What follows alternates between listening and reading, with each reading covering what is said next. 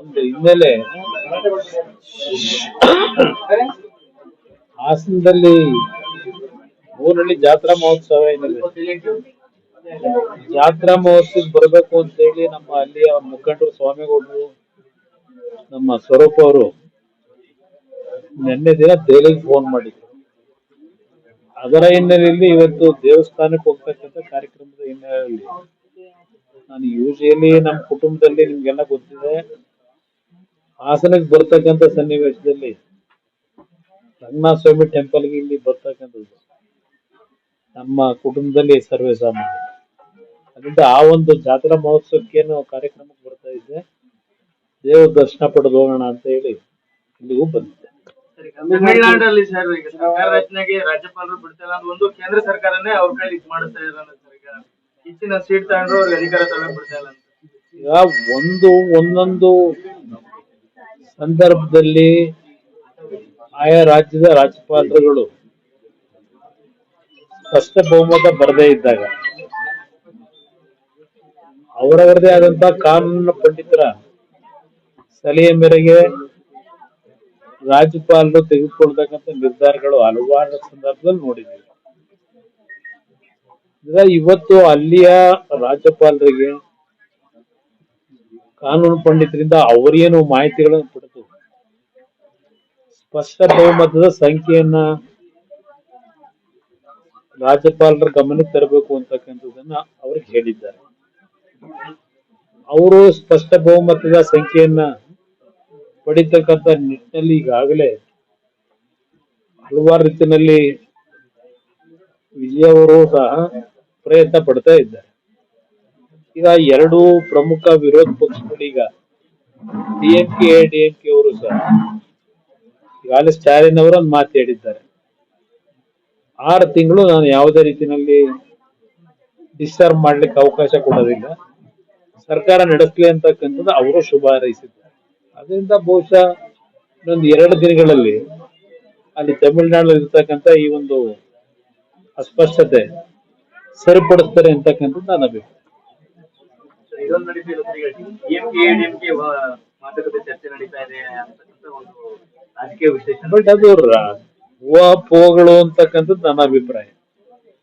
2 ಪಕ್ಷಗಳು ಸೇರಿ ಸರ್ಕಾರ ರಚನೆ ಮಾಡ್ತಕ್ಕಂಥದ್ದು ಬಹುಶಃ ನನ್ನ ಒಂದು ರಾಜಕೀಯದ ಅನುಭವದಲ್ಲಿ, ನನಗಾದಂತ ಅನುಭವದಲ್ಲಿ ಅದು ಅಷ್ಟು ಅದು ಆ ಒಂದು ಊಹಾಪೋಹ ಸುದ್ದಿ ಬಂದಿರೋದೇ ಮೊದಲನೇದಾಗಿ ತಪ್ಪು ಅನ್ನೋದು ನನ್ನ ಅಭಿಪ್ರಾಯ. ಬಹುಶಃ ಆ 2 ಪಕ್ಷಗಳು ಸೇರಿ ಸರ್ಕಾರ ಮಾಡ್ತಾರೆ ಅಂತಕ್ಕಂಥದ್ದು ನಾನಂತೂ ನಿರೀಕ್ಷೆ ಮಾಡಲ್ಲ. ಕಾಂಗ್ರೆಸ್ ಡಿಎಂಕೆ ಜೊತೆ ಇತ್ತು ಸರ್, ಇವಾಗ ಟಿವಿಕೆ ಜೊತೆ ಅವರಿಗೆ ಸಹಕಾರ ಕೊಡ್ತಿದ್ದಾರೆ. ಇದು ಯಾವ ರೀತಿ ಕಾಂಗ್ರೆಸ್ ಪಕ್ಷದ ನಡವಳಿಕೆ ಬಗ್ಗೆ ನಾವು ಟೀಕೆ ಮಾಡಬೇಕಾ? ನಾನು ಚರ್ಚೆ ಮಾಡೋದು ಅನವಶ್ಯಕ. ಯಾವ ರೀತಿ ಕಾಂಗ್ರೆಸ್ ಪಕ್ಷ ಯಾವ್ಯಾವ ಸಂದರ್ಭದಲ್ಲಿ ಯಾವ್ಯಾವ ರೀತಿಯಲ್ಲಿ ಸರ್ಕಾರಗಳನ್ನ ಅಸ್ಥಿರಗೊಳಿಸಿದ್ದಾರೆ, ಕೇಂದ್ರದಲ್ಲಿದ್ದಂತ ಚರಣ್ ಸಿಂಗ್ ಅವರಿಂದ ಪ್ರಾರಂಭ ಆಗಿ ವಿ.ಪಿ. ಸಿಂಗ್ ಇರಬಹುದು, ಚರಣ್ ಸಿಂಗ್ ಇರಬಹುದು, ಚಂದ್ರಶೇಖರ್ ಇರಬಹುದು, ಅದೇ ರೀತಿ ದೇವೇಗೌಡರು ಅಧಿಕಾರದಲ್ಲಿದ್ದಾಗಲೂ ಸಹ ಯಾವ ರೀತಿ ಯಾವ ಕಾರಣಗಳನ್ನು ಕೊಟ್ಟು ಸರ್ಕಾರ ತೆಗೆದಿದ್ದಾರೆ ಅನ್ನೋದು ನೀವು ನೋಡಿದ್ದೀರಿ. ಇಂದ ಕಾಂಗ್ರೆಸ್ ನಲ್ಲಿ ಅವರಿಗೆ ಬೇಕಾದಂತ ರೀತಿ ತೀರ್ಮಾನಗಳನ್ನು ಮಾಡ್ತಕ್ಕಂಥದ್ರಲ್ಲಿ ಹಲವಾರು ರೀತಿಯ ಉದಾಹರಣೆಗಳನ್ನು ಕೊಡಬಹುದು. ಅದರಿಂದ ಇವತ್ತು ಅವರು ಡಿಎಂಕೆ ಜೊತೆ ಸಂಬಂಧ 20 ವರ್ಷ ಸಂಬಂಧ ಕಡಿದು ಇವತ್ತು ವಿಜಯ್ ಅವರ ಜೊತೆ ಸೇರ್ತಾ ಇರ್ತಕ್ಕಂಥದ್ದೇನಿದೆ, ಅವ್ರ ಪಕ್ಷದಲ್ಲಿ ಅವ್ರ ಮುಂದಿನ ಭವಿಷ್ಯದ ದೃಷ್ಟಿಯಿಂದ ತೀರ್ಮಾನ ತಗೊಂಡವರು. ಅದ್ರ ಬಗ್ಗೆ ನಾನು ಯಾಕೆ ಚರ್ಚೆ ಮಾಡಲಿ? ನೋಡೋಣ, ಮುಂದೆ ಕಾಲ ಅದಕ್ಕೆ ಉತ್ತರ ಕೊಡೋದು. ಶೃಂಗೇರಿಯಲ್ಲಿ ಓಡ್ಚೋರಿ ಬಗ್ಗೆ ಖುದ್ದು ಸಿದ್ದರಾಮಯ್ಯನವರೇ ನೋಡೋಣ. ಅದು ಈಗೇನೋ FIR ಆಗಿದೆ, ಜೊತೆಗೆ ಮತ್ತೆ ರಾಜೇಗೌಡರು ಚುನಾವಣಾ ಆಯೋಗದ ಮುಂದೆ ಮತ್ತೆ ಇನ್ನೊಂದು ದೂರು ಕೊಟ್ಟಿದ್ದಾರೆ. ಎಲ್ಲೆಲ್ಲಿ ಏನೇನು ಡೆವಲಪ್ಮೆಂಟ್ ಆಗುತ್ತೆ ನೋಡೋಣ. ಇದರಲ್ಲಿ ಈ ರಾಜ್ಯ ಈಗಿನ ಪರಿಸ್ಥಿತಿನಲ್ಲಿ ಈ ವೋಟ್ ಚೋರಿ ಇದ್ರ ಬಗ್ಗೆ ಎಲ್ಲ ಚರ್ಚೆಯನ್ನು ಮಾಡ್ತಾರಲ್ಲ, ಅದಕ್ಕೆ ಯಾವುದೇ ಅರ್ಥನೂ ಇಲ್ಲ. ಆ ಒಂದು ವೋಟ್ ಚೋರಿ ಬಗ್ಗೆ ಚರ್ಚೆ ಮಾಡ್ತಕ್ಕಂಥ ನೈತಿಕತೆನೂ ಸಹ ಅವರಲ್ಲಿ ಇಲ್ಲ ಅನ್ನೋದು ನನ್ನ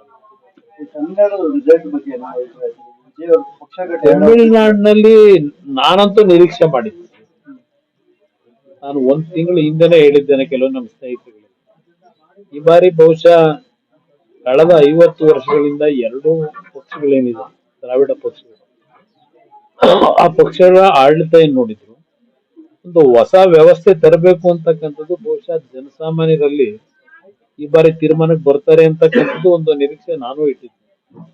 ಅದೇ ರೀತಿನಲ್ಲಿ ಇವತ್ತು ತಮಿಳುನಾಡಿನ ರಾಜಕಾರಣ ಮೊದಲಿಂದ ಗೊತ್ತಿದೆ, ಸ್ವಲ್ಪ ಸಿನಿಮಾ ಪ್ರಭಾವಕ್ಕೆ ಒಳಗಾಗ್ತಕ್ಕಂಥದ್ದು ತಮಿಳುನಾಡಿನಲ್ಲಿ ಹಲವಾರು ಸಂದರ್ಭದಲ್ಲಿ ನಡೀತಿದೆ. ಬಹುಶಃ ಅದೇ ರೀತಿ ಈಗಲೂ ಈ ತೀರ್ಮಾನಗಳಾಗಿದೆ ಅನ್ನೋದು ನನ್ನ ಅಭಿಪ್ರಾಯ. ಒಂದು ವರ್ಷ ಕೊಟ್ಟಿದ್ದಾರೆ, ಉಚಿತ ಗ್ಯಾರಂಟಿಗಳು ಮತ್ತು ಆ ಮುಂದುವರೆದ ದೇವ್ರು ಕಾಪಾಡಬೇಕು, ಅದು ಯಾವ ರೀತಿ ಅದು ಅಷ್ಟು ಅದಕ್ಕೆ ದೇವ್ರು ಕಾಪಾಡಬೇಕು ಅನ್ನಲ್ಲ. ಈಗ ಬಹುಶಃ ಫ್ರೀ ಬೀಸು ಅವ್ರು ಏನ್ ಘೋಷಣೆ ಮಾಡಿದ್ದಾರೆ, ಅದ್ ಯಾರವರಿಗೆ ಆ ರೀತಿಯ ಒಂದು ಫ್ರೀ ಬೀಸ್ ನ ಘೋಷಣೆ ಮಾಡ್ತಕ್ಕಂಥದ್ದಕ್ಕೆ ಅವ್ರ ಮೇಲೆ ಪ್ರಭಾವ ಬೀರಿದ್ರೆ ಗೊತ್ತಿಲ್ಲ. ಇವತ್ತು ಅಲ್ಲಿಯ ಬಜೆಟ್ ವರ್ಷಕ್ಕೆ 3,00,000 ಲಕ್ಷ ಕೋಟಿನ ಏನೋ ಇದೆ, 330, 340. ಅವರ ಫ್ರೀ ಬೀಸ್ ಏನಿದೆಯಲ್ಲ, ಬಹುಶಃ ಒಂದು ವರ್ಷಕ್ಕೆ 6ರಿಂದ 7 ಲಕ್ಷ ಕೋಟಿ ಬೇಕು. ಅವ್ರ ಬಜೆಟ್ 3.5 ಲಕ್ಷ ಕೋಟಿ. ಯಾವ ತರ ಹಣ ಹೊಂದಿಸ್ತಾರೆ ಅದ್ ನೋಡ್ಬೇಕು. ಪಂಚರಾಜ್ಯ ಚುನಾವಣಾ ಒಂದು ಫಲಿತಾಂಶವನ್ನ ವಿಶ್ಲೇಷಣೆ ಮಾಡೋದಾದ್ರೆ ಯಾವ ಈಗಿನ ಒಂದು ಫಲಿತಾಂಶಗಳು ಏನ್ ಬಂದಿದೆ ಪಂಚರಾಜ್ಯದ್ದು, ಈ ಫಲಿತಾಂಶ ಬಹಳ ಜನ ನಿರೀಕ್ಷೆ ಮಾಡಿದ್ರು. ಈಗ ಕೇರಳ ಫಲಿತಾಂಶದ ಬಗ್ಗೆನೂ ಮೊದಲೇ ಮಾಧ್ಯಮಗಳಲ್ಲಿ ಬರ್ತಾ ಇದ್ದು ಸುದ್ದಿ ನೀವೇ ಪ್ರಕಟ ಮಾಡಿದ್ದೀರಿ. ವೆಸ್ಟ್ ಬೆಂಗಾಲ್ನಲ್ಲೂ ಅಷ್ಟೇ ಈ ಬಾರಿ ಬಿಜೆಪಿ ಬರುತ್ತೆ ಅಂತಕ್ಕಂಥದ್ದು ಮೊದಲೇ ಹಲವಾರು ರೀತಿಯ ರಾಜಕೀಯ ವಿಶ್ಲೇಷಣೆ ಮಾಡಿದವರು, ದೆನ್ ನಮ್ಮ ಕೆಲವು ಫಲಿತಾಂಶದ ಬಗ್ಗೆ ಏನೊಂದು ಇಟ್ಕೊಳ್ತಾರಲ್ಲ, ಪೋಲಿಂಗ್ ಅನಾಲಿಸಿಸ್ ಪೋಲ್, ಅವರೆಲ್ಲ ಬಿಜೆಪಿ ಬರುತ್ತೆ ಅಂತಕ್ಕಂಥದ್ದು ಮೊದಲೇ ಕೊಟ್ಟಿದ್ರು. ಅದರಿಂದ ಪುದುಚೇರಿದು ಎಲ್ರಿಗೂ ಗೊತ್ತಂತ ವಿಷಯ. ತಮಿಳುನಾಡದು ಸ್ವಲ್ಪ DMK ಬರುತ್ತೆ ಅಂತಕ್ಕಂಥದ್ದು ಮಾಧ್ಯಮಗಳಲ್ಲಿ ಸುದ್ದಿ ಬರ್ತಾ ಇತ್ತು. ಯಾರು ಸಹ ವಿಜಯ್ ಅವರ ಒಂದು ಈಗಿನ ಸಾಧನೆ ಏನಿದೆ ನಿರೀಕ್ಷೆ ಮಾಡಿರ್ಲಿಲ್ಲ. ಅದೊಂದು ಸ್ವಲ್ಪ ಎಲ್ರಿಗೂ ಆಶ್ಚರ್ಯ ಉಂಟು. ಸರ್, ಮುಂದೆ ಕರ್ನಾಟಕ ಚುನಾವಣೆಯಲ್ಲಿ ಈ ರೀತಿಯ ಯಾವ್ದಾರ ಒಂದು ಬದಲಾವಣೆ ಆಗ್ಬೋದಾ ಅಂತ ನೋಡೋಣ, ಬದಲಾವಣೆ ಆಗಬಹುದು ಅಂತಕ್ಕಂಥದ್ದು ಕೆಲವು ಜನಸಾಮಾನ್ಯರ ಚರ್ಚೆ ಇದೆ. ಕಾದ್ ನೋಡೋಣ ಅಂತ ಏನೇನಾಗುತ್ತೆ. ಪ್ರಾದೇಶಿಕ ಪಕ್ಷಗಳ ಶಕ್ತಿಗೆ ಒಂದು ಕರ್ನಾಟಕ ಅದರದೊಂದು ಇದಾಗ್ಬೋದು. ಕರ್ನಾಟಕದಲ್ಲಿ ಆ ಮಟ್ಟಕ್ಕೆ ಪ್ರಾದೇಶಿಕ ಪಕ್ಷಗಳು ಅಂತ ಹೇಳಿ ಸ್ವತಂತ್ರವಾಗಿ ಬರ್ತಕ್ಕಂತ ಒಂದು ವಾತಾವರಣ ಇದೆ. ಇಲ್ಲಿಯ ರಾಜಕಾರಣಕ್ಕೂ ತಮಿಳುನಾಡಿರ್ಬೋದು, ಬೇರೆ ರಾಜ್ಯದ ರಾಜಕಾರಣಕ್ಕೂ ಬಹಳ ವ್ಯತ್ಯಾಸ. ಸರ್, ತಮಿಳುನಾಡು ಫಲಿತಾಂಶನ ಕೇರಳ ಫಲಿತಾಂಶ ಕಾಂಗ್ರೆಸ್ ಒಪ್ಕೊಳ್ತಿದೆ, ಆದ್ರೆ ವೆಸ್ಟ್ ಬೆಂಗಾಳಲ್ಲಿ ED, IT ಎಲ್ಲವನ್ನೂ ಕೂಡ ಉಪಯೋಗ ಪಡ್ತಾರೆ. ಈಗ ಅವ್ರಿಗೆ ಬೇಕಾದಂತ ರೀತಿನೆಲ್ಲ ಅವ್ರು ವ್ಯಾಖ್ಯಾನ ಮಾಡ್ತಾರೆ ಕಾಂಗ್ರೆಸ್. ಅವ್ರಿಗೆ ಬೇಕಾದಾಗ ಚೆನ್ನಾಗಿದೆ ಅಂತಾರೆ, ಅವರಿಗೆ ಜಯ ಇಲ್ಲದೆ ಇದ್ದಾಗ ಅದು ಸರಿ ಇಲ್ಲ ಅಂತ. ರಾಜ್ಯಪಾಲರ ಆಡಳಿತಕ್ಕೂ ಸಹ ಆದ್ರೂ ಪರವಾಗಿಲ್ಲ ಅಂತ ಪಶ್ಚಿಮ ಬಂಗಾಳದ ಮಮತಾ ಬ್ಯಾನರ್ಜಿ. ಅದು ಒಂದ್ಸಲ ಸ್ಪಷ್ಟ ಬಹುಮತ ಎಲೆಕ್ಷನ್ ಕಮಿಷನ್ ಇಂದ ಘೋಷಣೆ ಆದ್ಮೇಲೆ ಯಾರಿಗೆ ಬಂದಿದೆ ಅಂತ ಹೇಳಿ ಆ ರೀತಿಯ ಒಂದು ವಾತಾವರಣ ನಮ್ಮ ಸಂವಿಧಾನದ ವ್ಯವಸ್ಥೆನಲ್ಲಿ. ಅದರಿಂದ ಮಮತಾ ಬ್ಯಾನರ್ಜಿ ಅವರು ನಾನು ರಾಜೀನಾಮೆ ಕೊಡೋದಿಲ್ಲ ಅಂತಕ್ಕಂಥದ್ದು ಅವೆಲ್ಲ ಒಂದು ರೀತಿ ಬಾಲಿಶವಾದಂತ ಒಂದು ಹೇಳಿಕೆ ಅನ್ನೋದು ನಾನು. ಸರ್, ನಾಳೆ ಯಡಿಯೂರಪ್ಪ ಅವ್ರದ್ದು ಇದೆ ಅವರ 50 ವರ್ಷದ ಸಾಧನೆ ಬಗ್ಗೆ, ರಾಜ್ಯಕ್ಕೆ ಅವರು ಕೊಟ್ಟಂತ ಕೊಡುಗೆ ಹಿನ್ನೆಲೆಯಲ್ಲಿ 50 ವರ್ಷಗಳನ್ನೇ ಪೂರೈಸಿದ್ದಾರೆ. ಬಿಜೆಪಿ ಪಕ್ಷದಿಂದ ಕಾರ್ಯಕ್ರಮ ನಡೀತಿದೆ. ನನಗೆ ಬೇರೆ ಕಾರ್ಯಕ್ರಮಗಳಿದೆ.